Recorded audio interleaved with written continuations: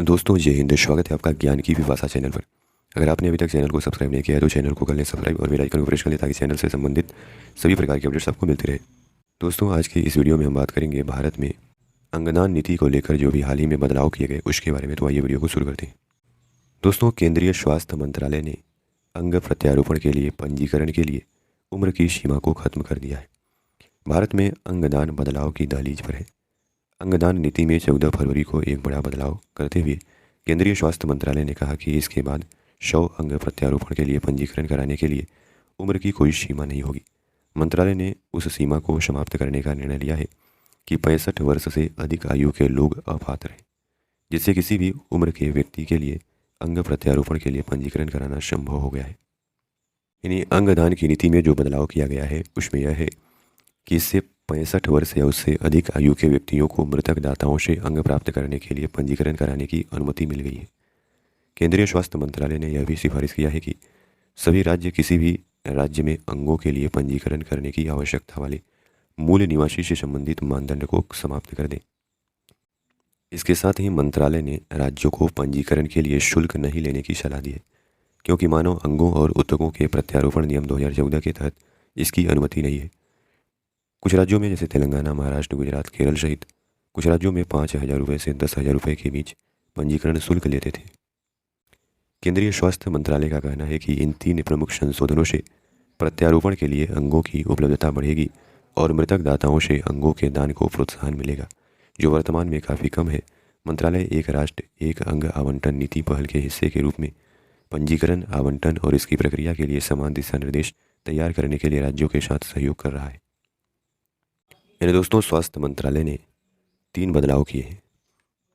पहला कि उम्र सीमा को हटाई गई है। पहले था कि 65 साल से नीचे के लोगों को ही अंग दिया जाए। अब अगर ऑर्गन्स मौजूद है तो 65 साल से ज़्यादा वालों को भी दे सकते हैं। दूसरी समस्या थी स्टेट रिलेटेड डोमिसाइल वाली की। अगर संबंधित व्यक्ति किसी और राज्य का हो तो दिक्कत होती थी, अब हर राज्य में करा सकते हैं। तीसरी समस्या थी पंजीकरण को लेकर जो पैसे लिए जाते थे कुछ राज्यों में, तो उसे न लेने के लिए कहा गया है। दोस्तों एक अध्ययन से ज्ञात हुआ है कि संपूर्ण विश्व में गुर्दा प्रत्यारोपण की आवश्यकता वाले 40% से अधिक लोग 65 वर्ष से अधिक आयु के हैं। इसके साथ ही स्वास्थ्य मंत्रालय के अनुसार अंग प्रत्यारोपण की संख्या 2013 में 5,000 से 3 गुना बढ़कर 2022 में 15,500 हो गई है। दोस्तों सवाल यह भी है कि भारत में इन बदलावों की ज़रूरत क्यों पड़ी।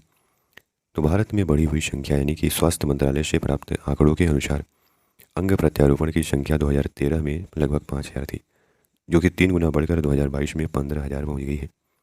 तो धीरे धीरे बढ़ रही है, तो ऐसे संशोधन करके इसे और बढ़ाया जा रहा है।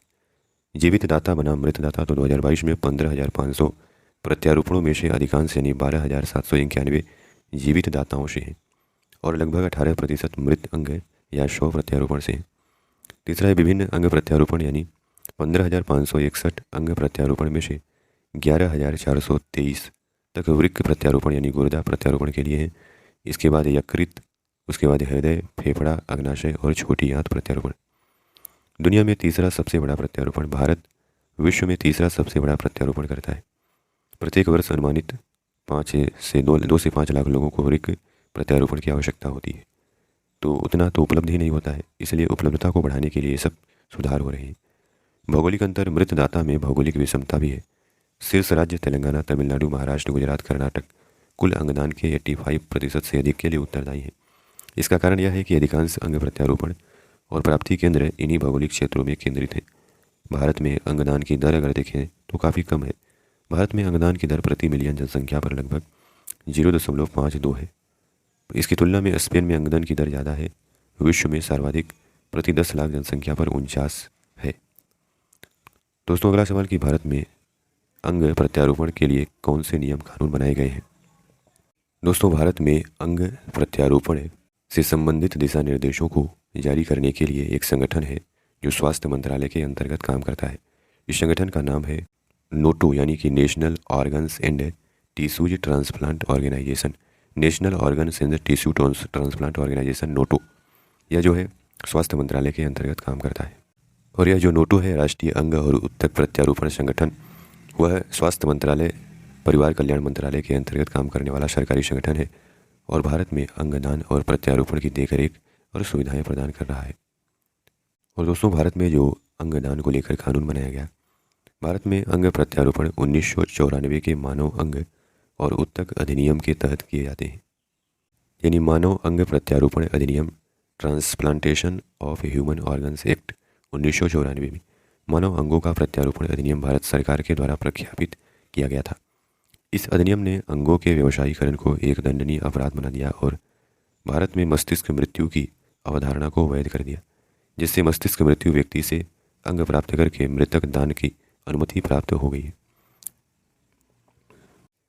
इसमें अंतिम बार 2014 में संशोधन किया गया था, जिसमें दान का दायरा बढ़ाया गया था और प्रत्यारोपण के लिए उत्तकों को भी शामिल किया गया था। तो दोस्तों, आशा करते हैं कि आपको इस वीडियो के माध्यम से काफ़ी कुछ जानने को मिला होगा। धन्यवाद।